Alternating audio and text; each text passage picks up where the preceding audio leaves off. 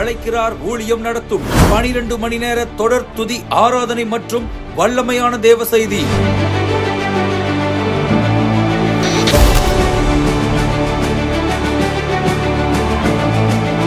Kovai Bethesda சர்வதேச ஜெப மையத்தில் வைத்து நாள் நவம்பர் 20ஆம் தேதி வியாழனன்று காலை 6 மணி முதல் மாலை 6 மணி வரை மற்றும் 6 to 7 வரை வல்லமையான சிறப்பு தேவ செய்தியும் உண்டு.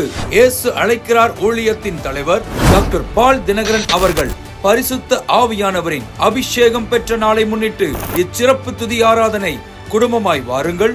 தேவனோடு இன்னும் அதிகமாய் சேர பேருந்து வசதிகள் கோவை காந்திபுரம் ரயில் நிலையம் GH டவுன் ஹால் இருந்து 5959C சாடிவயல் செருவாணி என்று நேரடி பேருந்து வசதிகள் உள்ளது. இறங்குமிடம் காருண்யா நகர் பெதஸ்தா. மேலும் விவரங்களுக்கு 0422 261 4584 அல்லது 9487846601. வாருங்கள், தேவ ஆசீர்வாதம் பெறுங்கள்.